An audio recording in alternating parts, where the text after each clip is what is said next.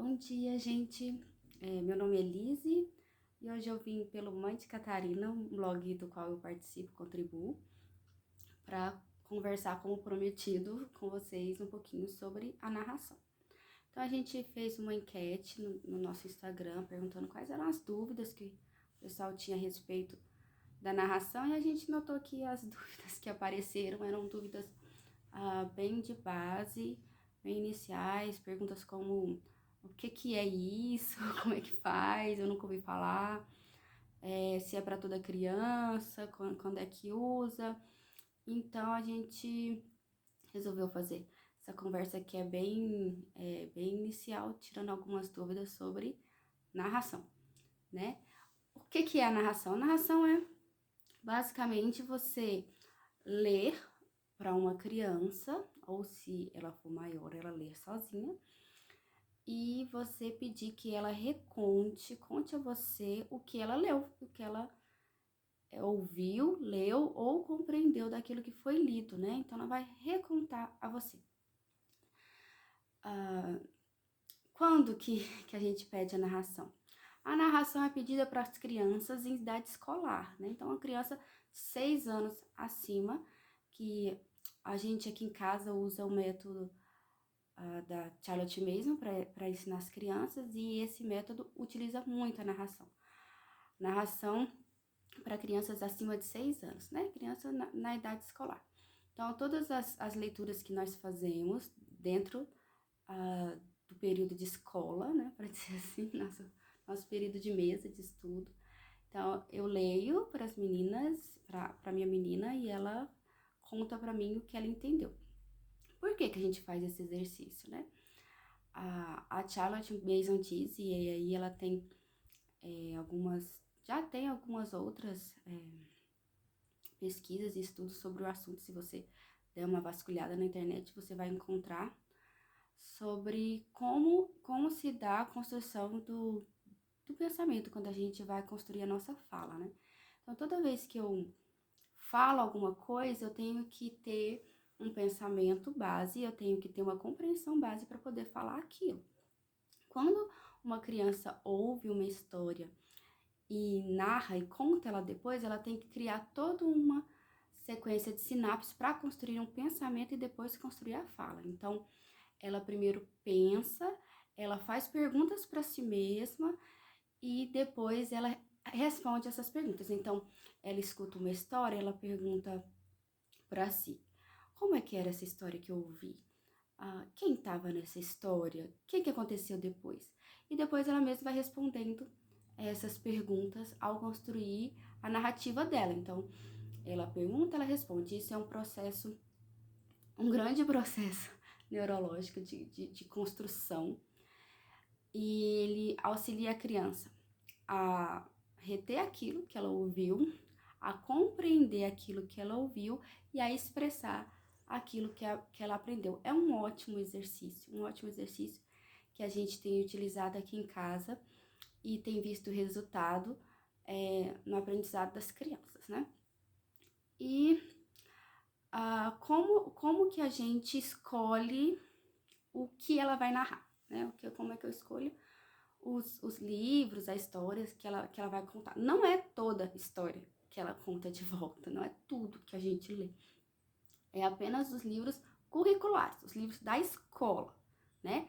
Então, literatura, ciências, geografia e história. Então, nós temos outros livros, né, que nós lemos, a gente chama de leitura livre, os livros de história antes de dormir, os livros que a gente lê à tarde, os livros que ela lê por interesse próprio. Então, esses aí ela não narra, eu não peço narração.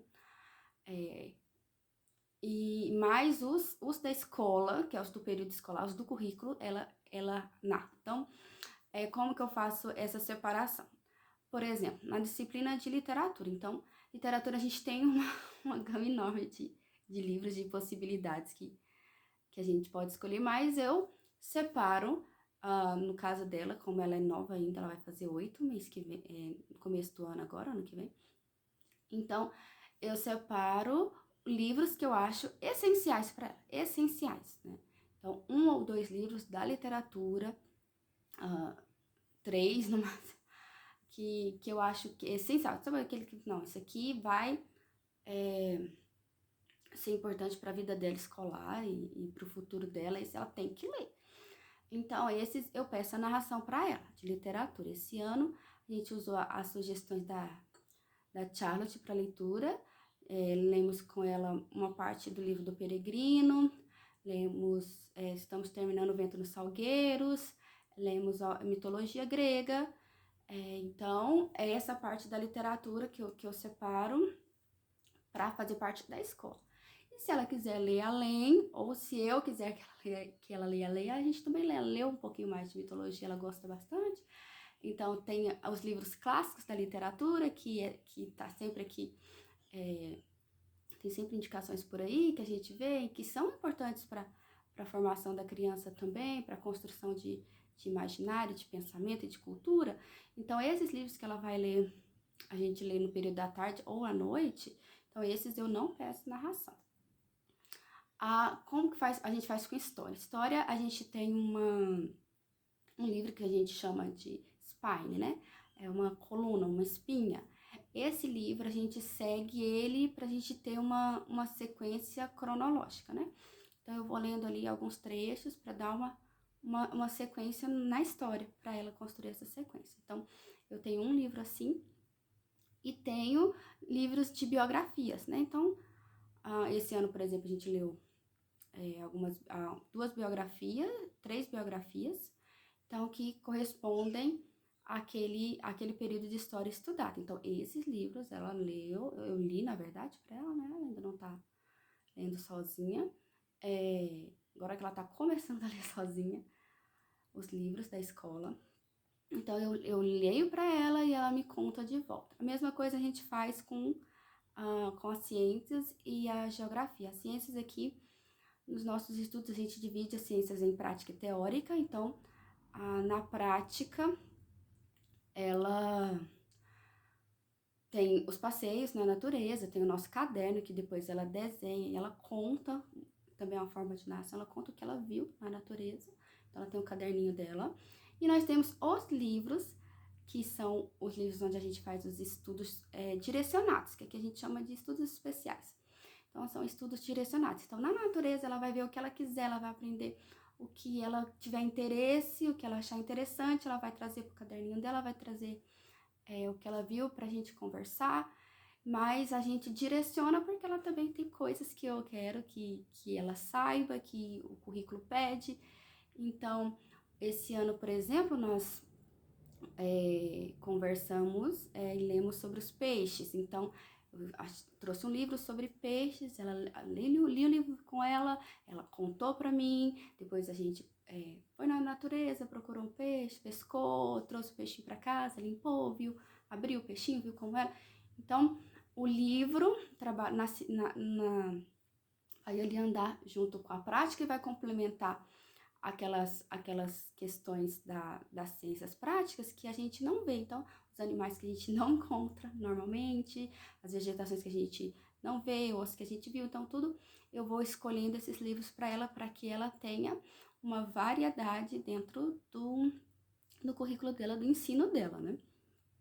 E geografia também, a gente trabalha escolhendo algumas regiões. Então, a gente escolhe um país, lê sobre aquele país, traz um livro e ela também narra sobre aquela região, ou se a criança for maior, ela pode narrar sobre um acontecimento, sobre uma época, como foi a geografia do mundo naquela época. Então, depois ela vai narrar de volta, tá?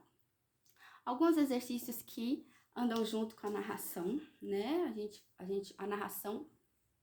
A narração é principalmente oral, e sempre deve ser oral, sempre deve haver narração oral. Mas a gente pode trabalhar com desenhos, né? Então, a gente... vamos contar aqui o que aconteceu, faça um desenho sobre essa história. Então, eu peço a ela faz um desenho, as crianças gostam, né?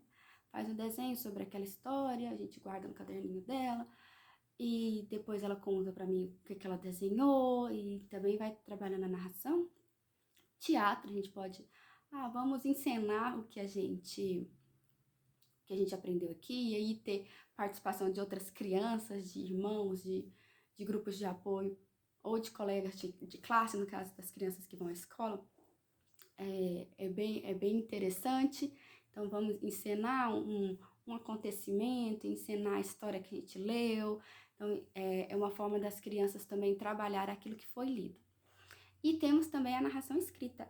A narração escrita é para as crianças maiores, né? Quando a criança já está escrevendo bem, quando ela já está firme na gramática, não vai sair escrevendo aquele monte de erros. Então, quando ela estiver com firmeza na gramática, a gente começa a narração escrita e incentiva cada vez mais que a criança ou adolescente faça narrações escritas, né?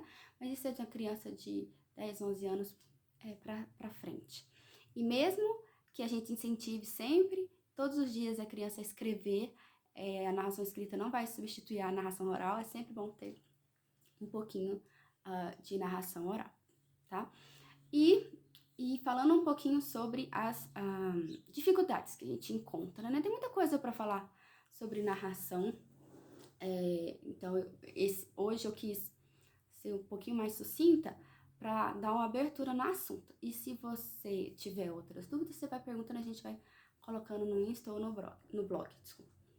Então, dificuldades bem comuns que a gente vê, né? Se a criança não narra, né?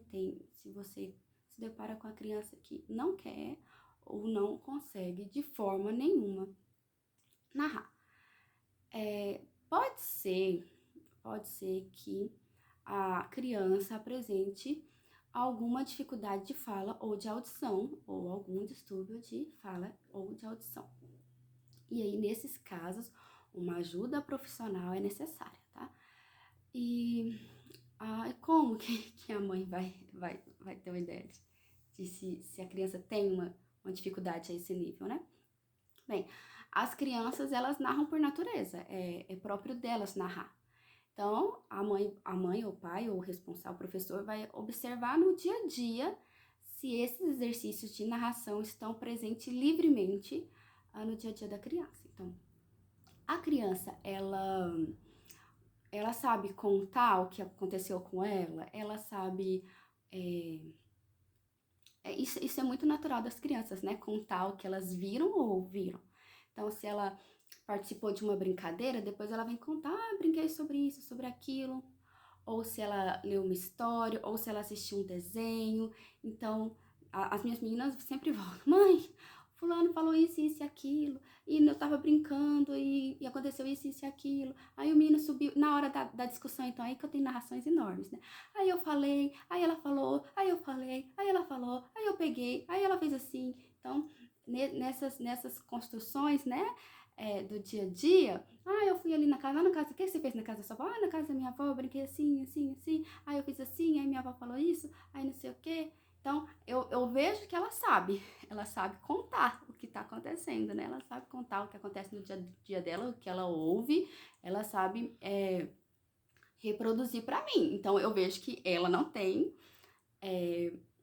uma dificuldade grande em se expressar, né?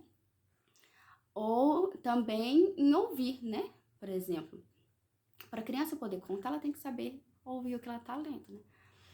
A criança, quando você dá um comando simples, mas dividido em partes, ela consegue responder. Então, por exemplo, assim, eu falo assim pra minha Catarina, vai lá na sala, pega aquele seu sapato que tá lá no chão da sala e guarda lá no lugar onde ficam os sapatos do seu quarto. Então, ela vai lá, pega o sapatinho dela, ela tá ouvindo e respondendo ao que eu falei pra ela. Então, eu conheço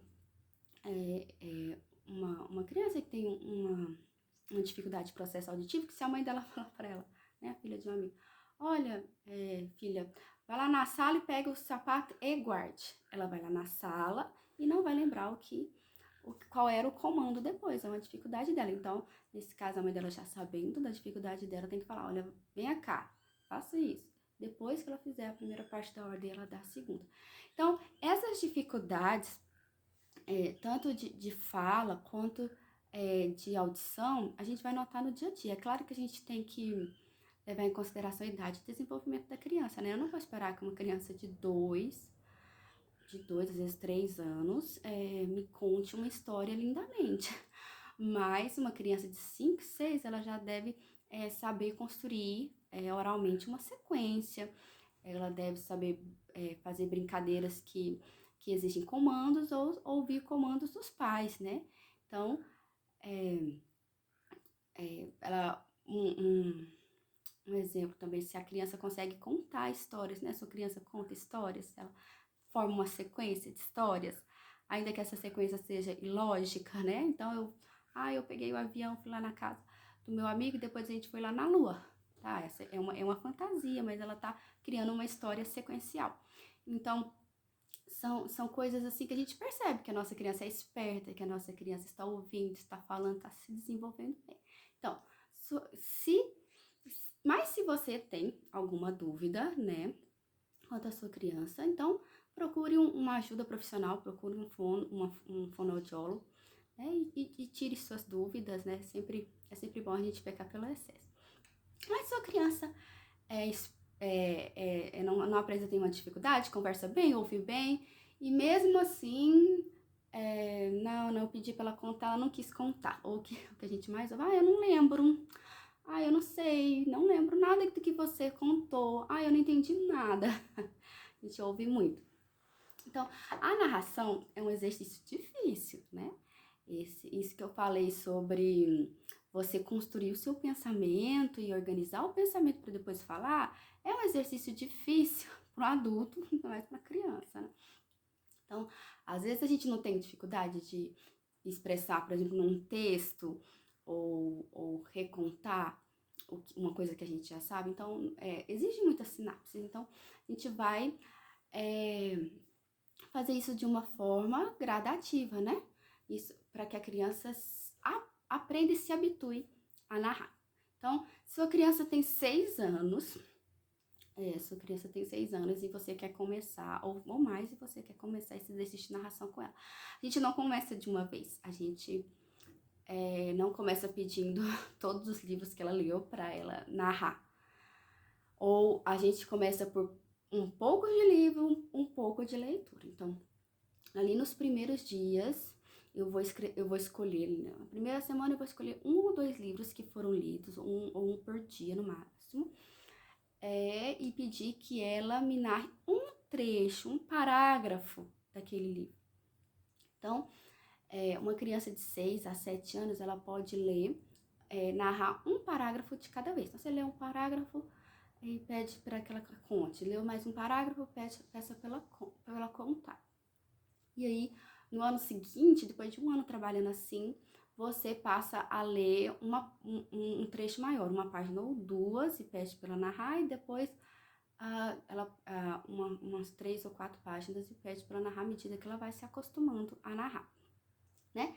E você não, como eu falei, não começa todos os dias, todas as leituras. Então, nos primeiros dias, você pode escolher um livro ou 2, e ali as 3, 4 primeiras semanas você pode ir bem devagar. Depois disso, umas 4 semanas narrando, você pode começar a pedir para ela narrar todas as leituras da escola que são feitas, para que ela também não se habitue a ouvir os livros da escola e não narrar, para ter essa diferença de que o que é livro escolar, o que é leitura livre, né? Então, os livros escolares devem ser narrados. Então, ela vai construir essa diferença, então, só os primeiros dias. Mas a questão do parágrafo, a gente permanece por cerca de 1 ano, né? Até que ela narre bem aquele parágrafo. Quando você vê que ela tá narrando bem o parágrafo, você vai passando para trechos maiores. A ideia não é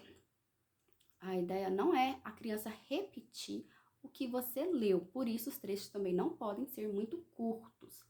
Se você notar que a sua criança é uma criança que consegue falar bem, aumente o trecho, porque o exercício não é de memorizar, não é repetir, não é ela contar exatamente as palavras que você falou, é a criança contar o que ela entendeu, compreendeu e ouviu. Então, a gente incentiva ela a utilizar as palavras que a gente falou, até para a construção do vocabulário, né? E posteriores compreensões, né? Mas se o trechinho for muito curto, se você ler uma linha, dá um exemplo. Então, ah, o, o príncipe saiu do seu castelo e foi em busca da princesa. Se você ler uma linha só e pedir para ela contar de novo, ela vai simplesmente repetir. O príncipe saiu do castelo e foi em busca da princesa. Exatamente. Então, não é esse exercício que a gente espera. Então, leiam um parágrafo sempre ou mais, conforme a compreensão da criança, né? A gente também pode fazer algumas perguntas. As perguntas que a gente faz para narração, geralmente são perguntas bem abertas, né? Conte o que você ouviu. Conte o que a mamãe leu. Sobre o que a história falou hoje. Então, são perguntas bem abertas. Mas a gente pode dar algum direcionamento se a gente vê que a criança ainda está apresentando alguma dificuldade. Então, fale sobre o que o fulano, ou o que o príncipe fez agora, né? O que aconteceu com a princesa nesse trecho que a gente leu. Então, a gente dá uma pequena afunilada para a narração. Um outro exercício que é sempre bom fazer, independente até da leitura ser uma leitura narrativa ou não, é você lembrar o que você leu na última vez, né? Nossa, então nós estávamos lendo que a Cinderela conheceu o príncipe no baile. Vamos ver o que aconteceu hoje para a criança pegar o fio da meada, né? Pegar a compreensão, lembrar a história que pausou, no caso de uma história que foi pausada. Lembrar a história que pausou e pegar a sequência e continuar. Então, sempre fazer esses exercícios de lembrar. E um outro exercício que pode ser feito ocasionalmente é a mãe começar a narração. Então, isso para crianças que estão iniciando e tem alguma resistência inicial. Você começa narrando. Então o príncipezinho foi lá e fez tal coisa. A gente acabou de ler isso aqui. E agora? O que aconteceu? Então a criança vai dar a sequência. Ou um irmãozinho dá sequência no que o outro irmão estava falando. Isso para que a narração seja de um trecho menor. Mas isso também são como eu falei, para as crianças que estão iniciando, e a ideia é você sempre incentivar a sua criança a narrar trechos maiores, né? Para uma criança de até 9 anos, aqui que a gente segue no nosso currículo, a indicação é que a criança tenha de leituras a serem narradas cerca de 800 a 1.000 páginas por ano. Isso daria no nosso tempo de estudo aqui, que a gente usa, que são 3 trimestres, daria cerca de 4 a 6 páginas por dia. É uma boa quantidade de leitura, para não ficar muito cansativo para uma criança nessa faixa de 6 a 9. Claro que uma criança de 10 para mais vai conseguir ler um pouco mais também, né? A gente vai aumentando aos poucos, mas isso é o que a Charlotte sugere no método dela, e eu acho que é uma boa indicação que vale a pena a gente lembrar. Aí, para as leituras livres, né, as leituras que vão além da escola, nossas leituras da noite e da tarde e dos finais de semana, então a criança pode ler livremente, conforme o interesse dela. E é normal que uma criança menor leia menos, e à medida que você for lendo mais com ela vai ler mais. Então, quando a gente começou o ensino domiciliar com as minhas meninas, eu lia uma história à noite antes de dormir. A minha menorzinha dormia na segunda página.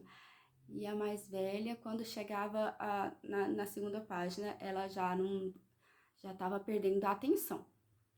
Hoje, depois de já a gente já tem uns 3 anos que a gente tem costume de ler todas as noites, né, antes de dormir. Então ela já consegue ler um capítulo extenso e às vezes fica pedindo mais. De vez ou outra a gente cede, ainda lê um outro capítulo e ela consegue reter a atenção e ouvir bem atenta. Então são exercícios, né?